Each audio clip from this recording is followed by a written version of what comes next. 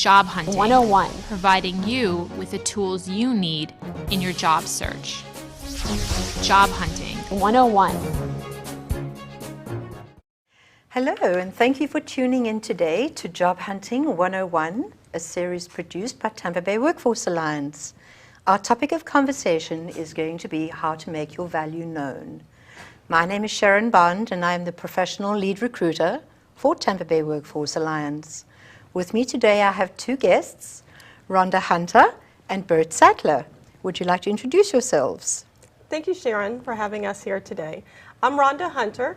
I'm a project manager at the Institute for Corporate and Continuing Education at Hillsborough Community College, and I'm also a corporate trainer for Hillsborough Community College, teaching a variety of professional development classes. Super, thank you. I am Bert Sattler. I'm the president and founder of Boxwood Executive Search. We do senior level recruiting located in the Washington, D.C. area and expanding into the Tampa region. Thank you, Bert. Well, as you know, the playing field has shifted quite a bit in recent times in terms of people finding a job. How to hold on to their job in particular has also been a huge challenge. What I would like to know from you today, please, Rhonda, but perhaps you would like to start with the answer, is how would somebody make their value known in the workplace when they're out there looking for a job? Well, I think that what we're talking about today, how to make your value known, really it's about branding yourself. It's about identifying what is your professional identity. Who are you professionally? What is it that you can bring to the table? And having found your professional identity, once you do that, it's important that you share that with everybody. That you let your network, your coworkers, your supervisors know what you have to offer. And a lot of times we don't really share with others what we can bring to the table. So really finding or sharing your true value, branding yourself, that's what's key in today's workplace. As competitive as it is, we need to let other people know this is who I am professionally and this is what I can offer to you. And we need to have that message consistent, whether it's on your resume, whether it's on social media, whether it's talking to your coworkers. Share with everyone who you are, make everyone known, promote yourself, market yourself, and that's really what it's all about. Selling other people by marketing your own brand, which is you. You're your own brand, and it's up to you to market yourself to the best of your ability. Those are excellent tips, Rhonda. Thank you very much. You're welcome. Bert, I was wondering what would your reaction be? How do you suggest somebody make their value known? What I do as a consulting retained recruiter for my clients is follow a process in acquiring and finding talent. From the candidate's perspective, I'd say it's a process as well. The candidate needs to develop a process, and I think it starts with who is your audience? And it incorporates a comment you made in the beginning of this discussion. The paradigm is shifting. Things are changing. I haven't seen any jobs for dragon slayers in a long time. And so that's probably not a place where someone that might have had experience as a dragon slayer is going to find an opportunity for work in the future. What's going on in the marketplace today? What is the employer thinking? How are they facing challenges? How do you get their attention? How do you address the problem they're trying to solve? I think it starts there. Our goal is to teach people how to present themselves during an interview process, how best to sell themselves during that time. What do you look for when you are interviewing somebody? When I'm interviewing somebody, what I'm looking for is really a combination of a lot of factors. You're looking for someone who obviously has done research on your company. You're looking for someone that shows enthusiasm. You're looking for someone whose career goals coincide with your organization's goals. You're looking for someone that's a good mesh in your corporate culture, as well as knowing the job itself. There are a lot of things as an employer that you're looking for. Now, how is the average person going to set themselves apart from all the other resumes out there? Well, that's where we go back to the whole marketing, branding yourself. How are you going to set yourself apart? by recognizing what it is that that employer needs, reviewing their job description in detail, identifying on your resume, in your background, what have you done that can help that organization move forward and achieve the goals that are outlined on their website, in their corporate mission, in their corporate vision statement, in the job description. How can you help that organization to further their goals? Because when an employer is looking at your resume, as briefly as they're looking at your resume, all of 10, 15 seconds, when an employer is looking at your resume, they're asking not what I can do for you, but what is it that you can do for me? How can you help my company? And it's your job when you're marketing yourself on this resume, on that interview, it's your job to convince that employer, this is how I can help you. This is why you need me. Because I've done this, because I can do that, because I can help your organization go where you want it to go. And that's the responsibility of the job seeker to do that. And I do want to add it to that. Once you do get a job, first of all, congratulations. Once you do secure that employment, it's important to always promote yourself. Continue to market yourself. Continue to make your organization aware of everything that you're doing. And if they're using you in certain areas, and they might not be aware of what was your degree in, or what did you do 10 years ago that might benefit an upcoming project. So it's up to you to feel the pulse of your organization, to know where they're headed, and to share with them any experience that you've had that can help them. And so make them aware, not just your immediate supervisors, and not just your immediate coworkers, but also share, collaborate with other departments. Let other people in your organization on other teams know who you are, what you're about. And that's what branding is all about, knowing who you are and sharing that with the people that need to know. Those are excellent tips, certainly. Bert, I know that you've got a couple of excellent points to make as well in terms of how does a person sell themselves during the course of an interview. What are the key points that you would be looking for? Well, let's go back to what an interview might have been and where I think it's going more today. And there's been a classic pattern of typical interview questions, and once upon a time that might have worked really well. These days, most candidates have either heard all of the classic interview questions, read them, and many of them have practiced them. So largely, that simply is no different than pressing the button on a tape recorder and hitting the play. You're really not getting the answer back from a candidate that helps you get to know them better.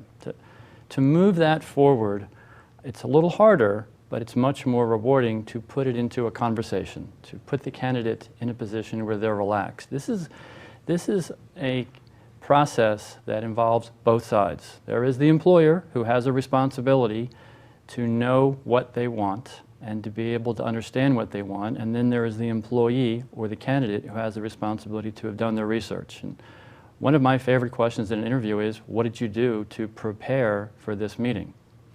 And it's meant to be open because I'm really interested in what they did attempt to do. But beyond that, wouldn't you really want to know what a candidate's going to be like when they start working for you? Isn't that what it's really about? Is it less about the day you hire them and more about the day they become an asset to your company? And so there has to be some efforts involved in the interview as part of an incorporated conversation where the candidate feels comfortable and you end up really talking to the person you're going to hire. From an ongoing basis, I think there is as well an importance to, once they've been hired, not just handing them the keys to the restroom and telling them what number their parking spot is, but really embracing and embedding time into an onboarding process which glues that new talent into your organization. And classically, that's been a 5 or 10 minute event in most cases, and it ought to be more like 6 months. They don't love your company the way you, the employer, do. Take the time, get to know them, help them with whatever weaknesses might have come up during the interview, and glue them in so they're with you for a long time. To emphasize the point again, things are changing. Candidates need to be thinking about what is current today and less about what might have worked a time ago. Those are excellent observations. You did touch a little bit on how trends are changing in the marketplace. Could you elaborate a little bit more on that? As much as you want me to. So one example would be, let's think about where our parents worked. And if our parents were going to be in the telephone pole installation world, they probably retired in the telephone pole installation world 30 years later. And furthermore, where they started in many times is where they ended. That's not much like this community today. The information, the knowledge they had, largely resided between their ears. And in today's world, I don't need to know all the technical parts about telephone pole installing. I need to go to the internet, and pretty much whatever I want is there. So we're continuing to move in a different direction. Now it's more about, what can I do with that information? I have it. How do I express critical thinking? How do I express problem solving? How do I make that happen? And all of that means that a candidate who once entered one specific field does not need to feel they have to stay there. They can transition from that field to another by simply understanding where their opportunities are, by understanding what the problems are of that employer. Can they solve that problem, and is there a cultural fit in order to fit their technical skills? Excellent. Do you have any thoughts about what Bert has just said? I think Bert brings up an excellent point, which is as you are transitioning into a different industry, a different career, it's important to identify what skills did I acquire in the past that can be beneficial to where I'm looking to go in the future. And I'll give myself as an example. My background is similar to Bert in that I've done a lot of staffing and recruiting for many years. Now, when I transitioned into corporate training, it was teaching resume writing, teaching interviewing classes, which was exactly what I had been doing as a recruiter. As you know, that's hand in hand with recruiting all those years. So I used my skills in staffing in those areas to transfer them into a new industry in corporate training. And that's anyone who is looking for a new job, transitioning into a new career, really needs to do that. Look forward, look into the future in terms of where do I want my career to go, and where is this organization heading, and what have I done in the past that can complement the goals of the organization. So it's really about educating yourself on where this organization is going, what their priorities are, and matching that with what you have done in the past, and convincing them that it is a very complementary fit. And look forward, don't dwell in the past, but incorporate what you've experienced, what you've learned in the past to help promote the future that you want professionally. Right, right. Excellent, excellent ideas. Thank you so much. Once the candidate is in the interview process and the employer's had a chance to ask various delving questions, probing questions, what sort of questions would you suggest, Bert, that the candidate then ask the client? I think for every candidate, it's a different series of questions. There are so many potential questions a candidate can ask. It can be daunting and overwhelming. When I'm working with talent and we're in the final round and I see that we're close to making an offer, what I suggest that talent think about is, picture the scenario that we're making an offer to that candidate. The financial part is a non-issue. What are the things that individual doesn't know in order for them to say yes to our offer? What's unknown? They're the important questions. And again, for each individual, it's a different series of questions. But from a candidate's perspective, as you think about this opportunity and you move forward in the process and imagine becoming an employee, there are typically things that become critical in your mind. They're the important questions to that individual, and they need to be answered to that candidate's satisfaction. Just to add a fine point to that, I encourage candidates to ask questions. It is a critical part. This is a two-way street.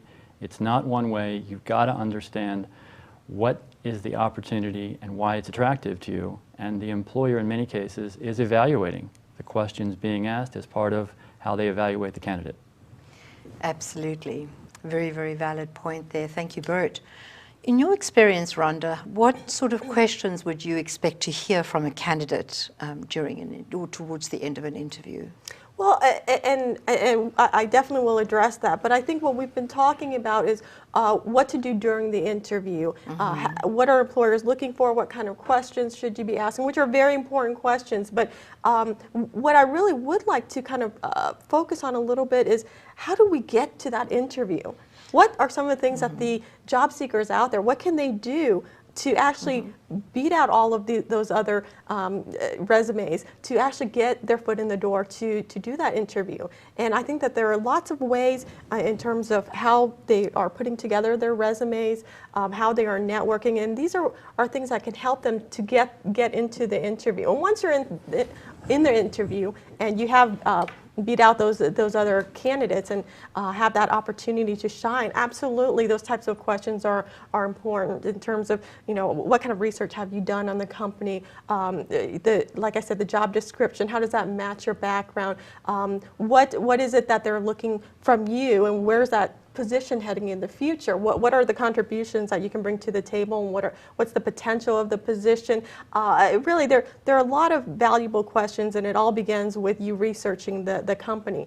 But like I said, there's so many things that a job seeker can do initially to increase the chances of even getting that interview, because I know there are so many unemployed people out there that they feel like their resume is going into a black hole. They never hear anything. They never get the opportunity to get that interview. So if we can impart some valuable tips to them, and how can they set their resume apart? How can they network more effectively so that they can increase the chances of actually getting that interview? I think that would be really valuable. What do you look for in a resume? Well, I think in regards to the resume itself, the resume, and a lot of people don't see it as a marketing tool, but that's what it is. This is you marketing yourself on paper.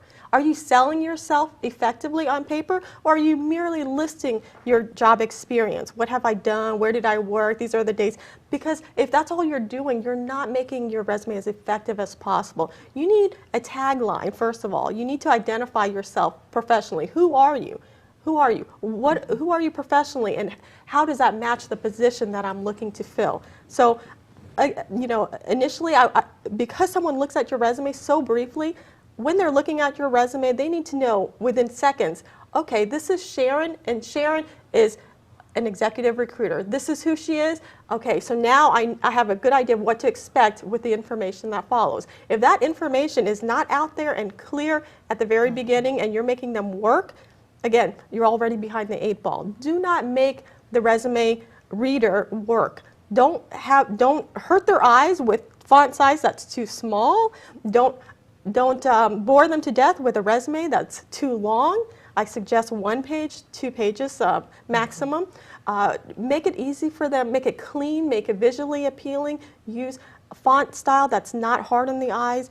Make it very clear who you are, what you have to offer, and like I said, make it visually appealing. And certainly check it for conciseness, for corrections. Make sure that there are no typos. Don't be too technology reliant on that, because again, they're looking for, when someone is looking at your resume, they're looking for ways to exclude you from consideration. They have a stack this big, and they're looking to exclude you. So don't have anything on there that can exclude you from consideration. And additionally, because so many of the resume tracking systems are looking for keywords, whatever you see in that job description, whatever you see on that company website, try to incorporate some of those keywords on your resume so that it will be pulled up, and you'll have a better chance of getting contacted. So those are my tips with the resume. If Bert wants to add anything to it, or also if he would like to talk a little bit about, and I don't mean to take over you, I know you're the host, I'm sorry. But I'm very passionate about this because in my job, I work with a lot of unemployed people in my program. Yes. And I see how eager they are to get back to work and how competitive the job market is out there. Right. So anything that we can do to try to help them just to get that interview. Again, it's a tough economy, and anything that they can do to help would be great. That we can do to help them would be great. You've definitely got some very good tips in there, Rhonda. Thank you for sharing that. I know that Bert takes a slightly different approach. And Bert, I know that you like to promote things like quantifiable results. Yep. where you're actually pushing hard numbers and achievements on the resume. Would you care to talk a little bit about that? So in providing a comparison and a contrast to what Rhonda has described, I'd first say there's no right answer. And the resume that gets the interview, that's the right resume. If that's a picture of your pet, it's the right resume. It's not going to get you a job. A resume should not be created to get you a job. A resume should be created to be the ticket to a conversation. My feeling is that in this world that's changing rapidly, and what you once did isn't necessarily going to be what you do, a resume ought to be an empirical, factual depiction of your employment activity, period. Adjectives at the beginning only make the rest of the document subjective. My encouragement to folks, certainly at the senior level, is put together some version of a document that has one point of contact, phone number and email address, your name, first and last name, your middle initial, and your family's firstborn aren't necessary. They're going to call you Bert, and they're going to call you Bert Sadler and move on. They're interested in a phone number, provide one phone number and your address. And then immediately below that, put in where you've worked and what you've done. And from my perspective, if that's multiple pages, fine. At the end, some education, maybe something you've belonged to that might be relevant. That document becomes a template that can go in 360 degrees. And should you as a professional find yourself attracted to an area that doesn't necessarily relate to where you've been, you can take the document and talk about it through a cover letter. Talk about it through the conversation. The cover letter that's gluing the resume to the potential employer should be brief, paragraph or less, and provide some level of relevancy. But this is the beginning of a conversation. There's no reason to tell your life story. Your potential employer doesn't want to know the life story. The potential employer wants to know how you are going to solve their problem. And that's what you're going to get paid for. So I view, again, if you hold the facts together, then the resume becomes empirically factual. And it should have some version of what you accomplished, how you address challenges, and the results. Excellent. I think that what we've got here really are two very clear paths to getting an interview, depending on what level one is on. Certainly Bert is speaking to the executive level of recruiting, which is a slightly different playing field to most people who perhaps might be fresh out of college or have worked perhaps for the last 5 or 10 years. They're not at that executive level just yet. So I want to thank you both for clearly outlining those two paths. I think it's very important. And again, as you said, Bert, there really is no silver bullet. There is no correct way to do things.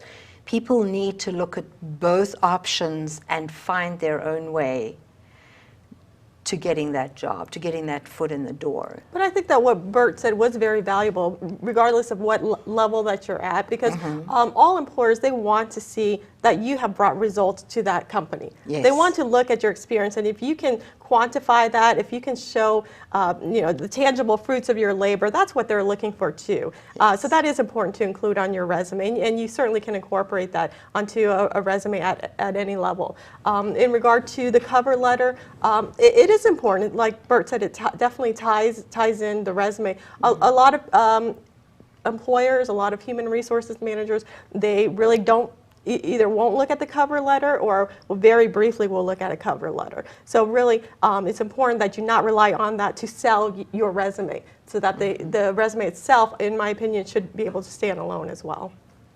Right, that definitely is a good way to make your value known, certainly when you're out there looking for a job. Can I add Yes, please do. an important aspect today? As we talk about this shifting paradigm, it used to be that you did nothing more than created a resume and put it somewhere. Maybe you hung it on a tree. Maybe you posted it somewhere. Not going to work today. This is an active, action-oriented marketplace. Passive approaches are for dragon slayers, not for people looking for work today. You have to go. You have to get up. You have to be in front of opportunities. You have to have multiple balls going. And just responding to a job board blindly is not what I would regard as having a solid opportunity. That's a hope. Maybe it makes you feel better, but it didn't necessarily get you any closer to having employment. The biggest challenge most employees face and most employers face is emotion.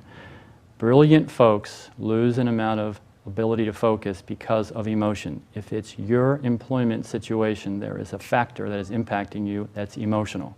And employers who love their companies dearly also face a version of some emotional paralysis. What can be done about it is to be thoughtful and have someone around you who can provide some objectivity and be aware that, again, the emotional piece does play a big role.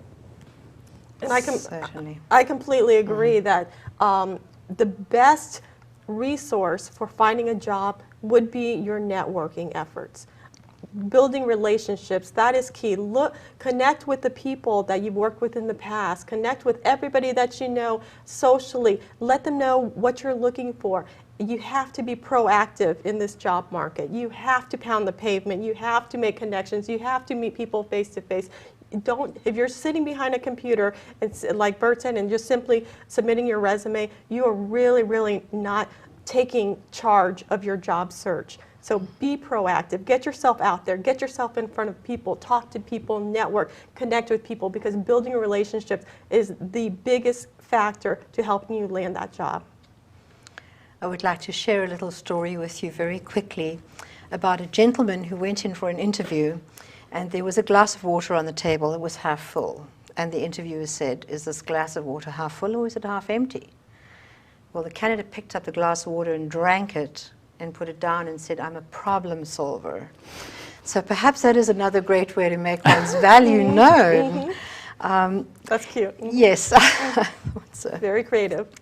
Do you have any final tips on sharing with somebody on how to make their value known when they're out there pounding the pavements, besides the networking and the resumes?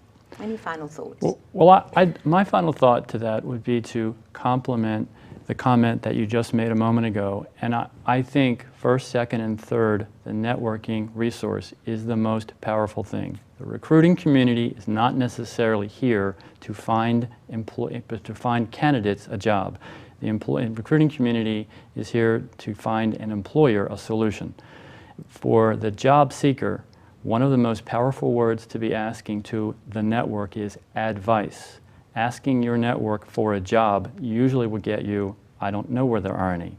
Asking your network for advice, and followed by, "Who do you know who you can introduce me to who's well regarded and well connected," will expand your network. Even if it's somebody that does not appear to be directly in front of where you're trying to go, they know people. And that works well. Thank you, Bert. And the last thing I just want to add is you get what you give. So if you're looking for help from other people, be ready to provide that help and that assistance to other people in your network as well. That's an excellent tip, yes, and I think certainly something that we had almost forgotten about. Networking definitely is a two-way street, and it's very much a give and take situation. I want to thank you both so much for coming today. Bert Sadler, thank you very much for joining us all the way from the Baltimore, Maryland, or Ravens area as we now know it. And Rhonda, thank you so much again for coming out to join us. You've both been very valuable guests. We appreciate your time to discuss the topic for how to make your value known for the Job Hunting 101 series. Thank you.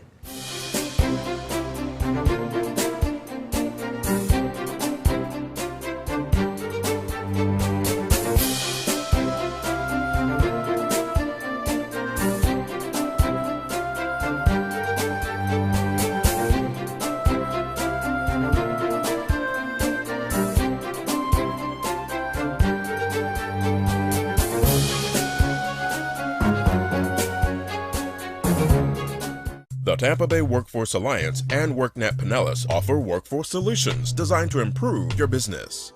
To learn more about our no-cost programs and services, visit workforcetampa.com or worknetpinellas.org.